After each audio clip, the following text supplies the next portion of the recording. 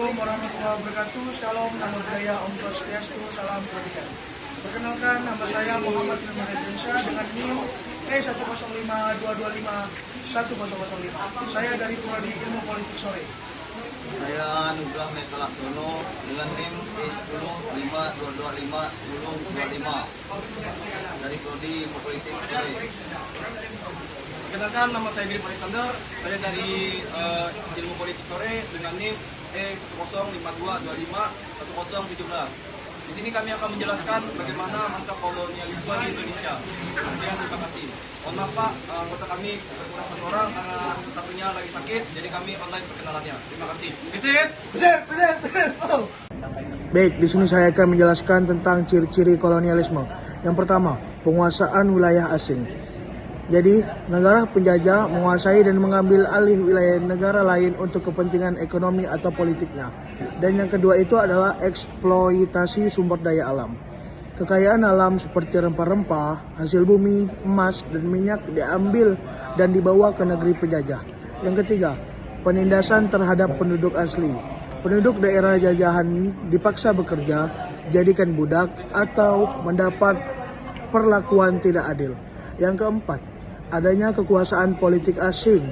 Pemerintahan di wilayah jajahan dikendalikan oleh bangsa penjajah, bukan oleh rakyat setempat.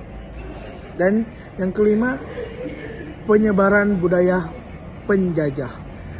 Bahasa, agama, dan gaya hidup penjajah disebarkan oleh memperkuat pengaruh mereka. Yang keenam, ketimpangan sosial dan ekonomi. Kaum penjajah hidup makmur, sedangkan penduduk pribumi hidup miskin dan tertindas. Yang ketujuh itu adanya perlawanan rakyat. Penduduk daerah jajahan sering melakukan perlawanan untuk merebut kembali hak mereka. Di sini saya mengambil 3 contoh kolonialisme. Yang pertama, Belanda di Indonesia menjalankan sistem tanam paksa yang bikin rakyat harus kerja keras buat produksi rempah-rempah dan komoditas lain demi keuntungan Belanda. Dan yang kedua, Inggris di India menjadikan India sebagai pusat produksi tekstil dan pasar besar buat barang-barang Inggris. Dan yang ketiga, Spanyol di Amerika Latin menguasai tambang emas dan perak dan juga menyebarkan agama Kristen untuk mendukung kekuasaan mereka. Jadi mungkin di sini saya menjelaskan ini saja. Terima kasih.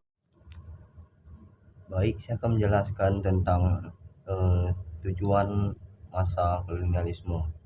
Kolonialisme merujuk pada periode sejarah di mana negara-negara Eropa seperti Inggris, Prancis, Spanyol, Belanda, dan Portugis mendominasi dan menguasai wilayah-wilayah di luar benua Eropa, terutama di Asia, Afrika, dan Amerika.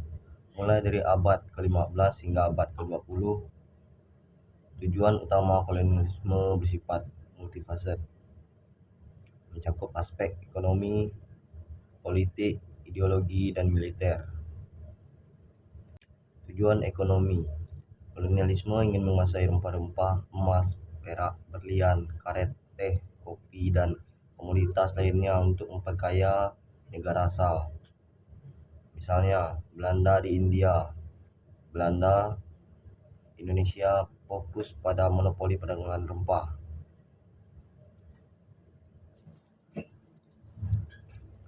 Kolonialisme membuka pasar bagi barang-barang Eropa dan menggunakan tenaga kerja lokal, seringkali melalui sistem pembekuan atau kerja paksa untuk produksi murah.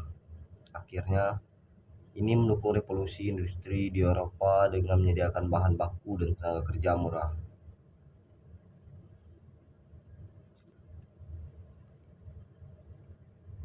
Lanjut pada tujuan politik dan kekuasaan. Negara-negara Eropa bersaing untuk memperluas wilayah kekuasaan guna meningkatkan prestise dan menggunakan geopolitik. Ini sering disebut sebagai imperialisme yang didorong oleh rivalitas antar negara. Mendirikan koloni untuk mengamankan rute perdagangan seperti jalur Sumatera dan rute ke India melalui Tanjung Harapan. Tujuan ideologis dan budaya.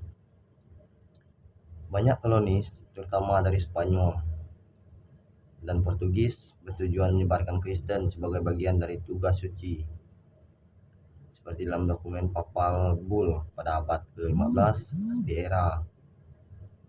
Kemudian berkembanglah gagasan beban orang kulit putih untuk mendidik masyarakat koloni. Penerapan sistem hukum, pendidikan, dan bahasa Eropa untuk mengasimilasi masyarakat lokal. Tujuan militer dan strategis. Koloni dijadikan pangkalan untuk melindungi kepentingan nasional seperti pelabuhan di Singapura, Inggris, atau Goa, Portugis. Mengamankan wilayah dari ancaman negara saingan atau pemberontakan lokal. Kolonialisme seringkali membawa dampak negatif bagi masyarakat koloni, seperti eksploitasi, pembuangan, dan konflik budaya yang memicu gerakan kehidupan di abad ke-20.